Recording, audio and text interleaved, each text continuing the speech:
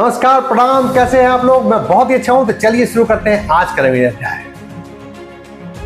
दोस्तों, अगर हम इतिहास के पन्नों को पलट के देखें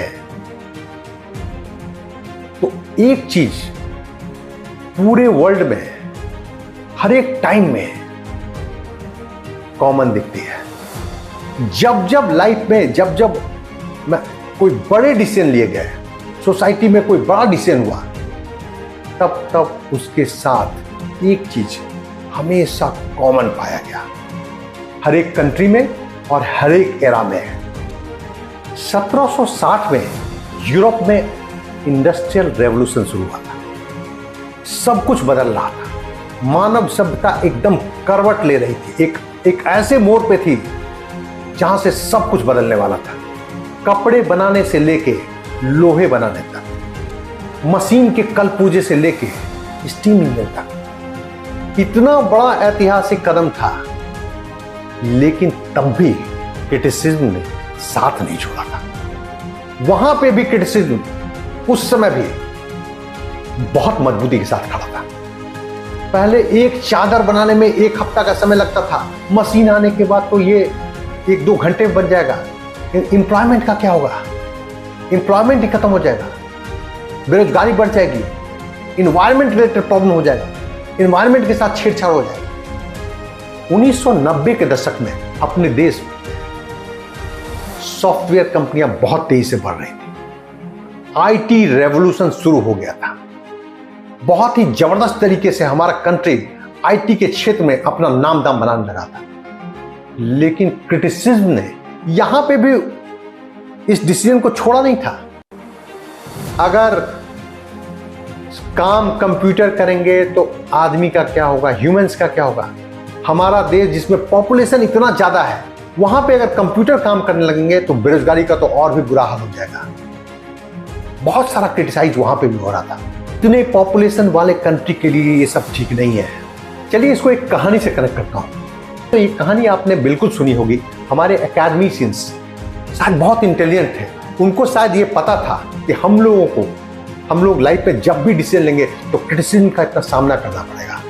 शायद इसलिए उन्होंने ये कहानी हम लोगों को बचपन में ही सुना दी थी। एक किसान, उसका बेटा गधे पे बैठ के कहीं जा रहे थे। रास्ते में गांव आया। गांव वाले ने बोला, देखिए कैसे निर्दयी लोग हैं, दोनों मोटे मोटे हैं और बेचारे गधे पे लदे हुए हैं। किसान को अच्छा नहीं लगा, वो उतर गया और बेटे को बिठा दिया और चलने लगे।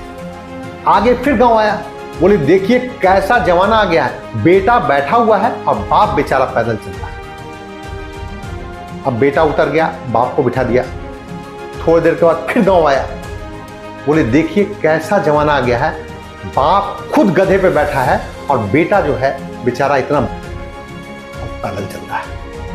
अब इन लोगों ने बहुत सारे परम्यूटेशन कॉम्बिनेशन तो ट्राई कर ही लिए थे। अब एक ही रास्ता बचा था, दोनों पैदल चलने लगे गधे के साथ। रास्ते में गांव आया। बोले, देखिए कैसे मूर्ख लोग हैं, गधा होने के बावजूद भी दोनों पैदल चल रहे हैं। अब तो इनको कुछ भी समझ में नहीं आता, सब कुछ ट्राई कर लिया था इन्होंने, अब कोई ऑप्शन नहीं बचा था। फिर इन्होंने कहा एक ही ऑप्शन बचा है, दोनों गधा को उठा के चलने लगे। रास्ते में फिर गांव आया। बोले, देखिए 2 पागल जा रहे हैं, गधे को उठा के चल रहे हैं। हर एक केस में इनका क्रिटिसिज्म हो रहा था। जब दोनों पैदल चल रहे थे तब, जब दोनों गधे पे बैठे थे तब भी, जब एक गधे पे बैठा था एक पैदल चल रहा था तब, जब दोनों ने गधे को उठा लिया था तब तो पागल ही बोल रहे थे। आप बिजनेस में हैं, आप ऑर्गेनाइजेशन में हैं, आप फैमिली में हैं, जब भी आप कोई इंपॉर्टेंट डिसीजन लेंगे, जब भी आप कोई बड़े डिसीजन लेंगे, आपको क्रिटिसिज्म का सामना करना ही पड़ेगा। इसका कोई एक्सेप्शन नहीं है। क्रिकेट में जब सचिन, धोनी, कोहली जैसे प्लेयर जब आउट हो जाते हैं तो आम लोग क्या कहते हैं, इस बॉल पे तो राइट साइड में खेलना ही नहीं था, इस बॉल को तो फ्रंट फुट पे मारने की जरूरत ही नहीं थी, इस बॉल पे तो बैक फुट पे जाके सीधा डिफेंड करना था।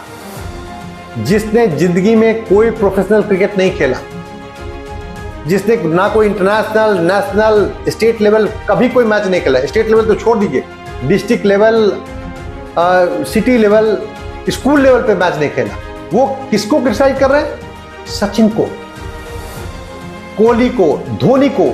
आपका क्रिटिसिज्म होगा ही।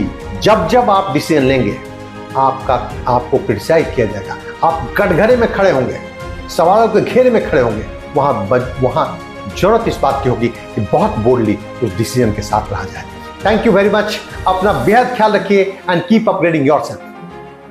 कल नवीन अध्याय में हम चर्चा करेंगे कैसे जापान की एक फिशरी कंपनी, मछली पालन, मत्स्य पालन ने अपना एक प्रॉब्लम बहुत ही इंटेलिजेंट तरीके से आउट ऑफ बॉक्स सोचकर उसका सॉल्यूशन निकाल लिया था।